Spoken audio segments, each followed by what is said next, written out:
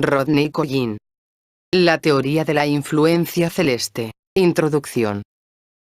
En todas las edades los hombres han procurado congregar la suma del conocimiento y la experiencia de su época, en un solo todo que pudiera explicar sus relaciones con el universo y sus posibilidades en él.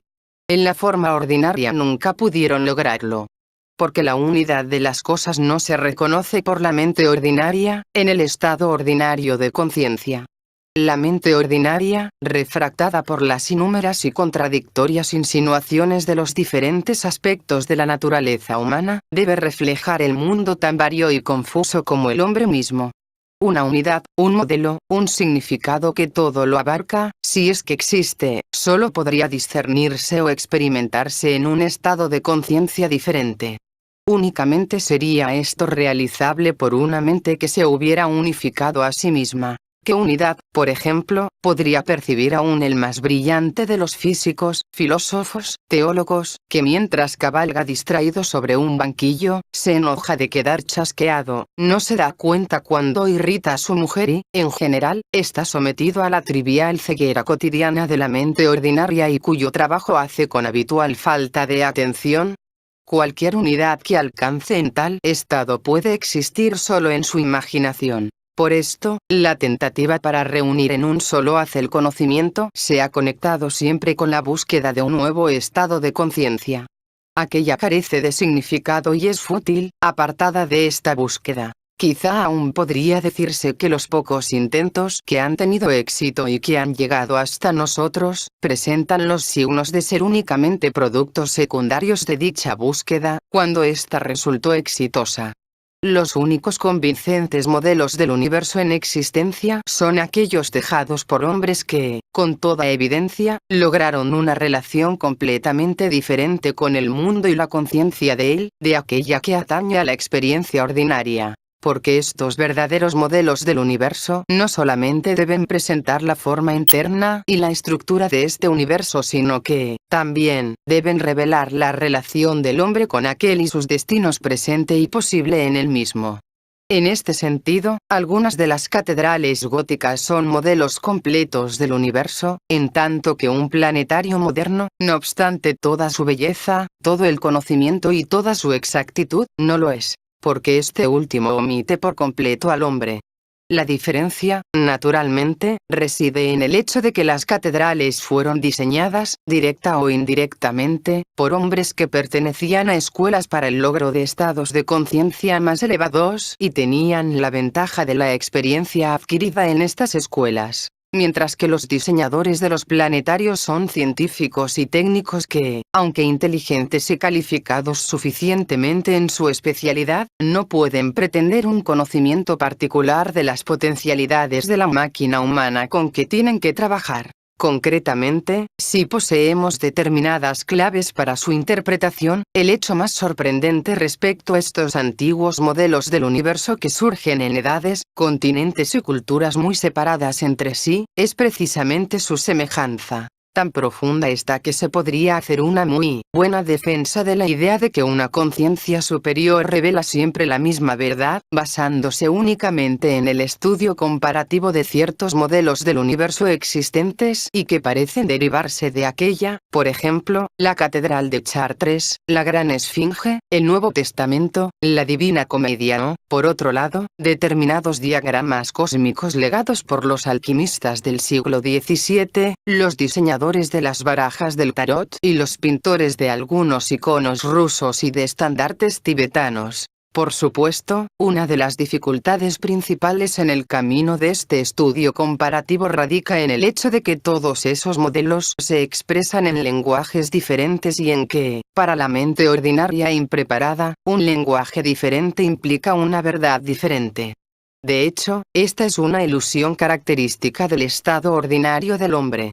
Por el contrario, hasta un pequeño mejoramiento de su percepción revela que el mismo lenguaje, la misma formulación, pueden encerrar conceptos diametralmente opuestos, en tanto que lenguajes y formulaciones que a primera vista nada tienen en común pueden, de hecho, referir la misma cosa.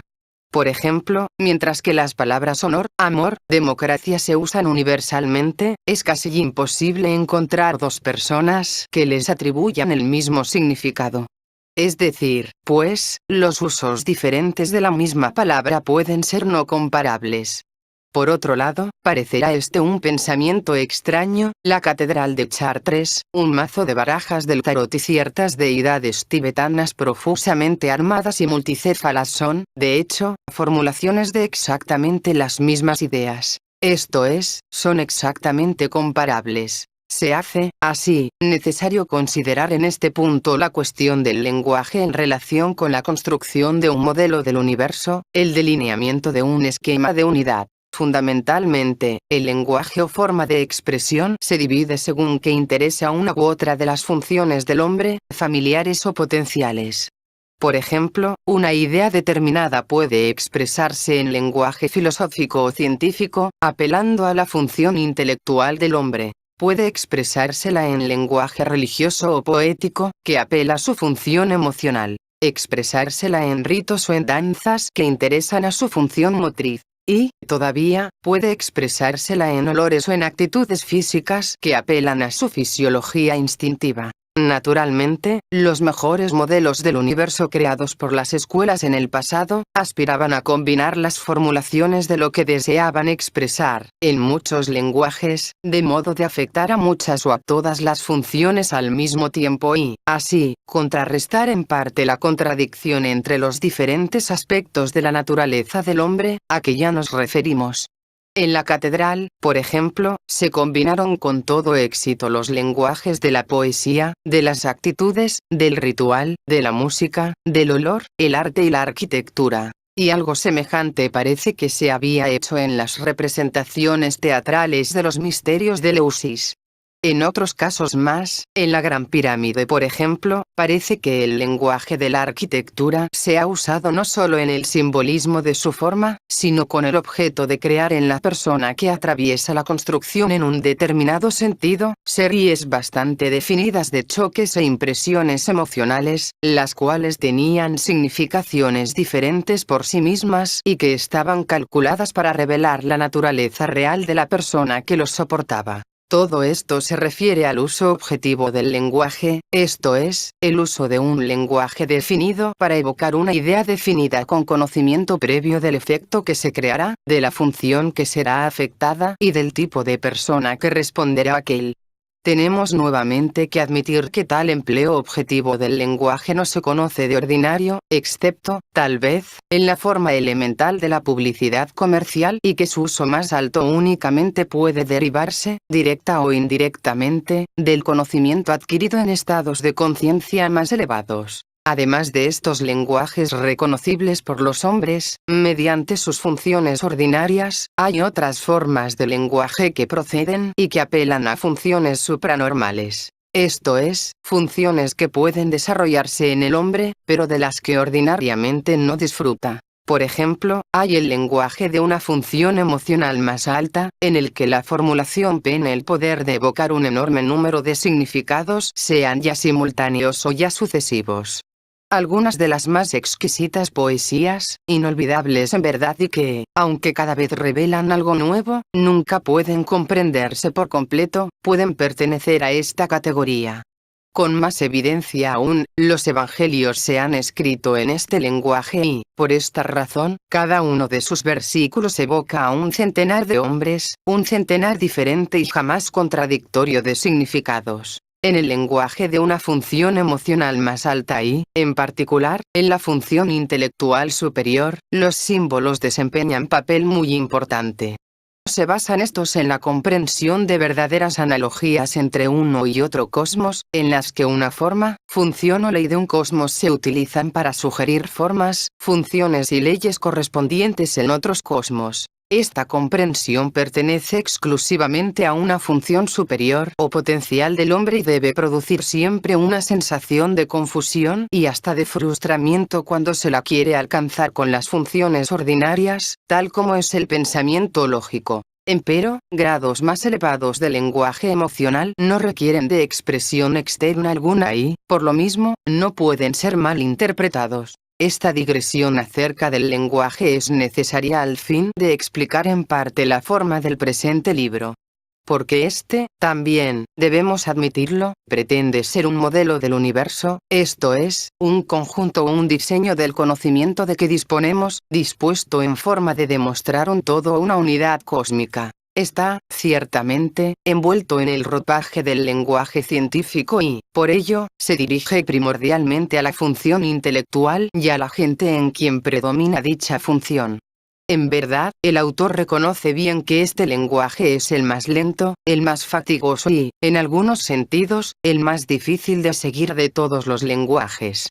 El de la poesía, los mitos y los cuentos de hadas, por ejemplo, penetraría más hondamente y puede llevar las ideas con mucha más fuerza y fluidez al entendimiento emocional del lector. Quizás, después, sea posible un intento en esta dirección. Al mismo tiempo, el lector acostumbrado al lenguaje y el pensamiento científicos encontrará dificultades. El uso libre que se hace de la analogía en todo el libro, podrá parecerle una incongruencia. Y, para su provecho, es mejor hacer aquí una explicación lo más completa posible y un franco reconocimiento por adelantado de los defectos de este método. Dos caminos tiene el hombre para estudiar el universo. El primero es por inducción. Examina el fenómeno, lo clasifica y, luego, intenta inferir leyes y principios de aquellos. Es este el método generalmente empleado por la ciencia. El segundo es por deducción. Habiéndose percibido, revelado o descubierto determinadas leyes generales y principios, intenta deducir la aplicación de esas leyes a varios estudios especiales y a la vida. Este es el método generalmente utilizado por la religión. El primero comienza con hechos y procura elevarse a las leyes. El segundo comienza con leyes y procura descender a los hechos. Estos dos métodos, de hecho, corresponden al trabajo de dos funciones humanas diferentes. El primero es el método de la mente lógica ordinaria, que permanentemente está a nuestro alcance. El segundo se deriva de una función potencial del hombre, la que de ordinario está inactiva por falta de energía nerviosa de intensidad suficiente y que podemos llamar una función mental superior. Esta función, en las raras ocasiones que actúa, revela al hombre leyes en acción, ve todo el mundo fenoménico como producto de las leyes. Todas las formulaciones verídicas de las leyes universales proceden, reciente o remotamente, del trabajo de esta función superior en algún lugar y en algún hombre. Al mismo tiempo, en la aplicación y comprensión de las leyes reveladas en grandes trechos de tiempo y de cultura, cuando tal revelación no está a su alcance, el hombre tiene que apoyarse en la mente lógica ordinaria. Esto, de hecho, se reconoce hoy día aún en el pensamiento científico. En su Nature of the Universe, Naturaleza del Universo 1950, Freud escribe: el procedimiento en todas las ramas de la ciencia física, sea la teoría de la gravedad de Newton, la teoría electromagnética de Maxwell, la teoría de la relatividad de Einstein o la teoría del quantum, es el mismo en su raíz. Se compone de dos pasos. El primero es suponer, por alguna suerte de inspiración, un conjunto de ecuaciones matemáticas. El segundo es asociar los símbolos empleados en las ecuaciones con cantidades físicas mensurables. La diferencia entre el trabajo de estas dos mentes no podría haberse expresado mejor, pero es aquí donde surge la gran incertidumbre de la humana comprensión. Porque estas dos mentes nunca pueden entenderse de ordinario entre sí. Hay entre ellas una diferencia de velocidad demasiado considerable. Del modo como es imposible que se comuniquen un peón que se afana al lado del camino con una carga de leña y un automóvil que cruza velozmente a 80 millas por hora, debido a la diferencia de velocidad, así es de ordinario imposible la comunicación entre la mente lógica y una mente superior, por la misma razón. A la mente lógica las huellas dejadas por la mente superior parecerán arbitrarias, supersticiosas, ilógicas, no probadas. Para la mente superior, el trabajo de la mente lógica parecerá pesado, innecesario y olvidado del asunto fundamental. De modo ordinario esta dificultad se subsana manteniendo separados estos dos métodos, a los que se les da diferentes nombres y campos de acción diferentes. Los libros de religión o los de matemáticas superiores, que tratan de leyes y principios, se abstienen de emplear el método inductivo.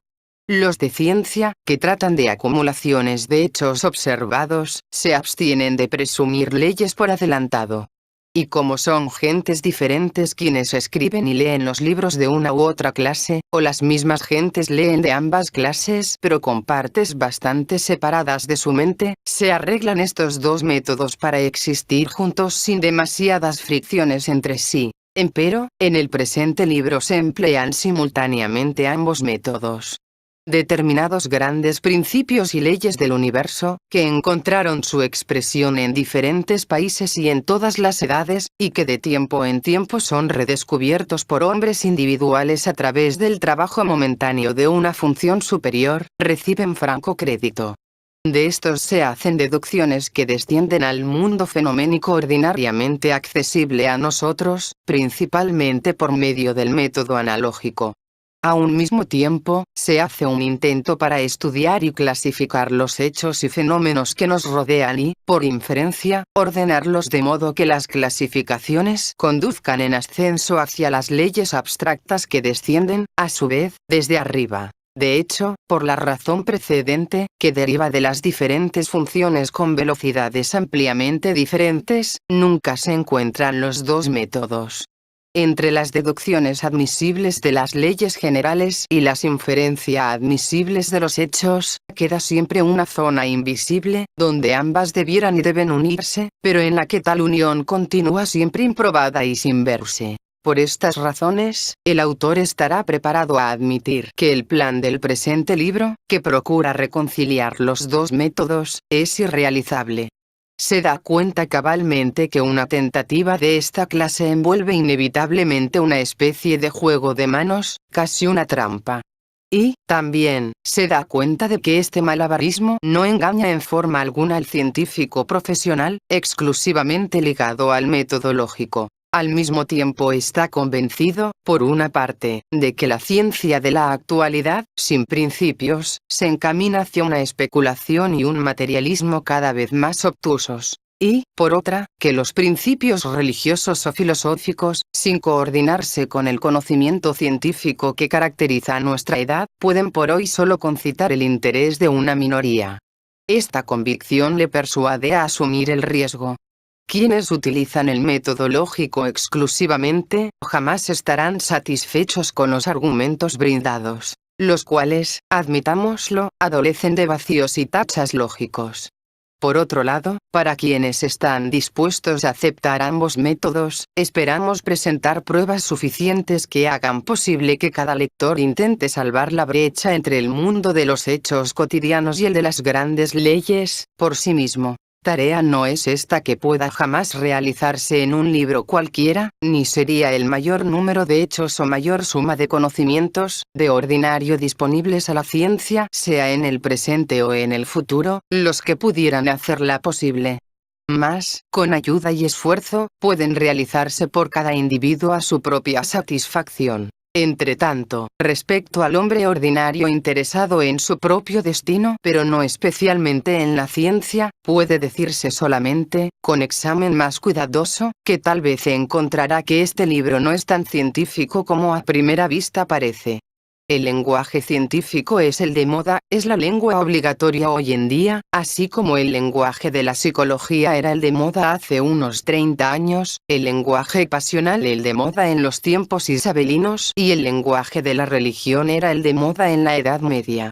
Cuando la gente es inducida a comprar pasta dental o cigarrillos mediante argumentos y explicaciones pseudocientíficas, evidentemente corresponde esto en alguna forma a la mentalidad de la época. Luego, las verdades deben, también, expresarse científicamente. Al mismo tiempo, no se sugiere con esto que el lenguaje científico empleado es una desfiguración, una simulación o una falsificación. Las explicaciones que se dan, hasta donde ha sido posible verificarlas, son correctas y corresponden a la realidad de los hechos.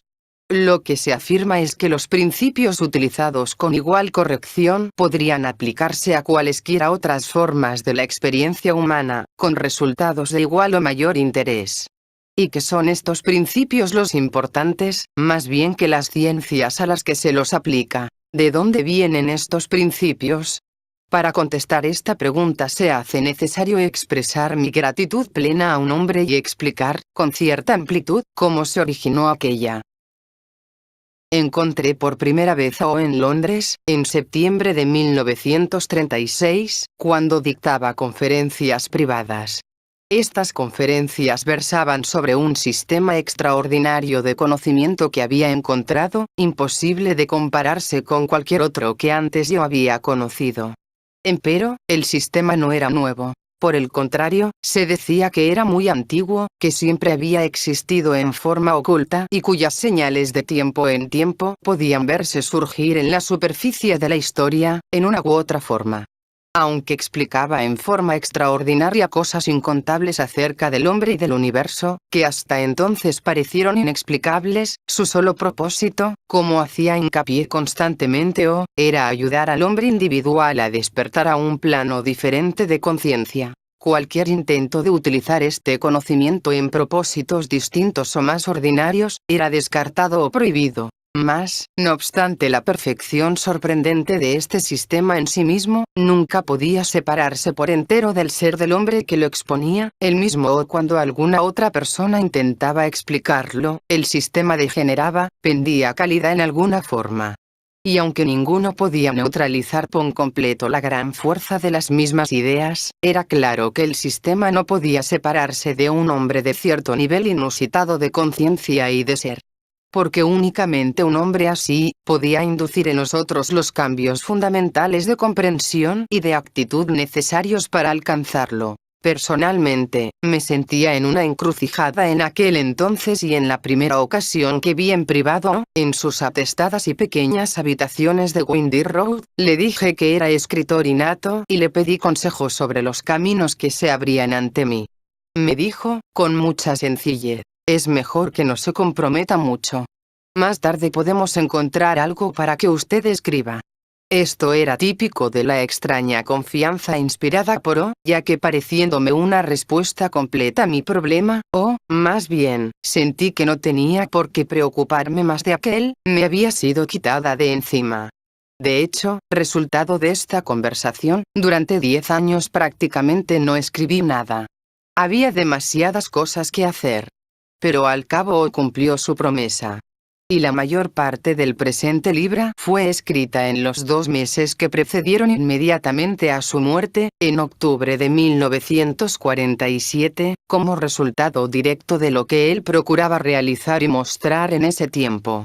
Posteriormente, un segundo libro, que continúa desde donde acaba este, fue escrito después de su muerte. Durante el intervalo de 10 años O nos expuso en innumerables formas, teórica, filosófica y práctica, todos los diferentes aspectos del sistema. Cuando yo llegué, muchos de los que lo rodeaban habían estado estudiando en esta forma, y procurando penetrar hasta el resultado por él indicado, durante 10 o 15 años y estaban capacitados para ayudar a un recién llegado como yo, a entender mucho de lo que era y de lo que no era posible. Infatigablemente O explicaba, infatigablemente nos mostraba nuestras ilusiones, infatigablemente nos señalaba el camino, aunque tan sutilmente que si alguien no estaba preparado para comprender, sus lecciones pasaban inadvertidas para aquel y era solamente años después que se podía recordar el incidente, y se daba cuenta de lo que le había estado demostrando. Métodos más violentos pueden ser posibles, pero estos en ocasiones dejarían heridas que son difíciles de cicatrizar. O nunca trabajó para el instante.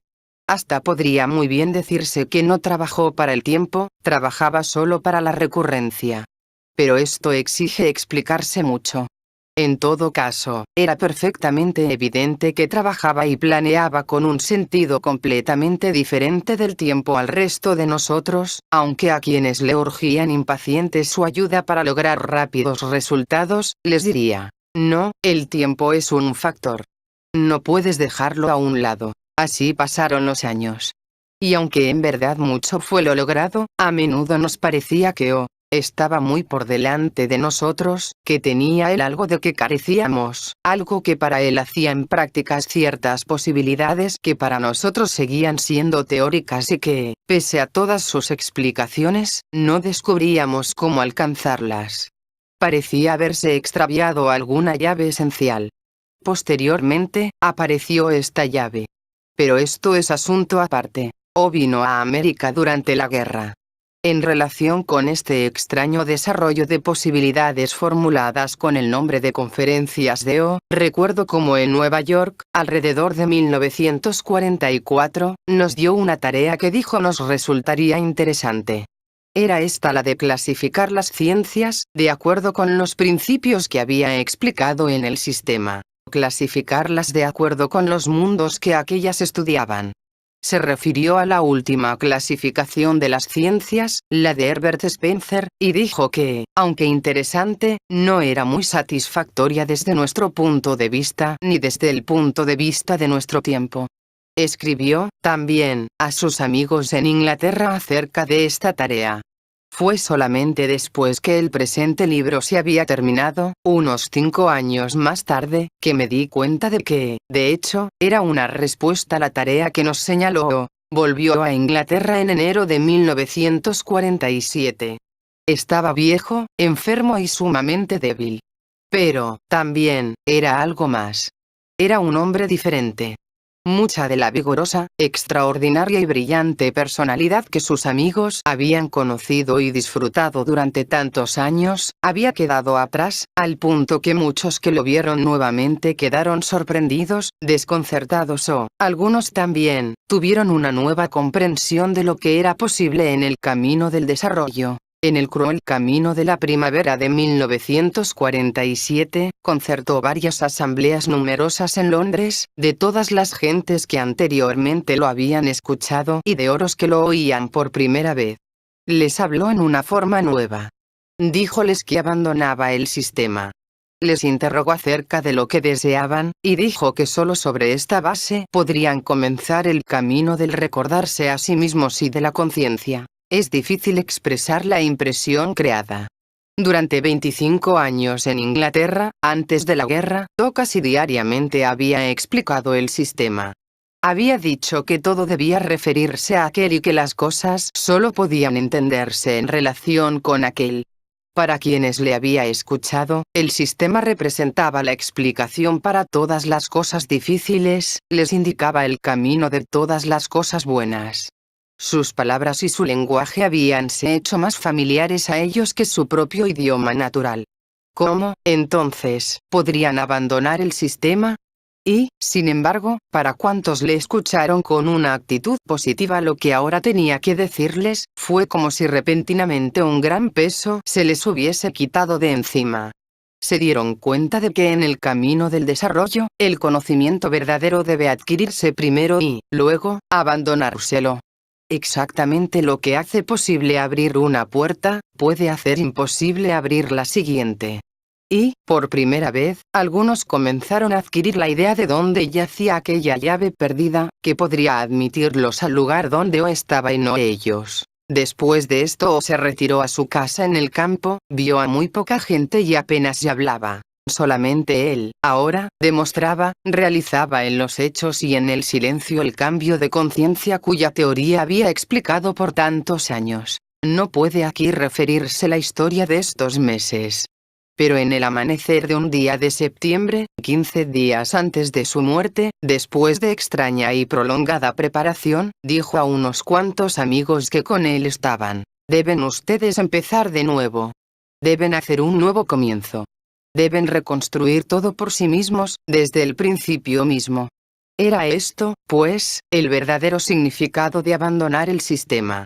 Cada sistema de verdades debe ser abandonado con el objeto de que pueda renacer.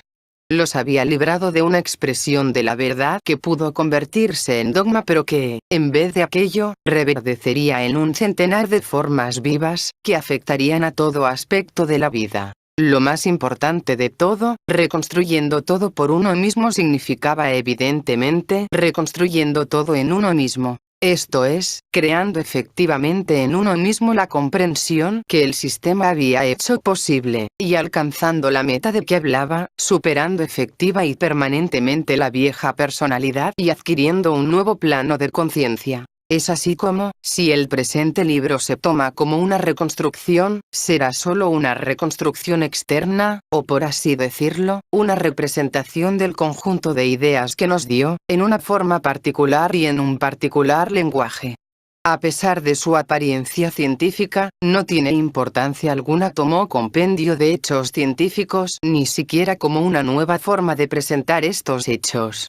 Cualquier significación que pueda tener reside solamente en que procede, y no muy distante, de las percepciones reales de una conciencia superior, y en que indica un sendero por el cual tal conciencia puede alcanzarse de nuevo. R.C. Line, agosto de 1947. México, octubre de 1951.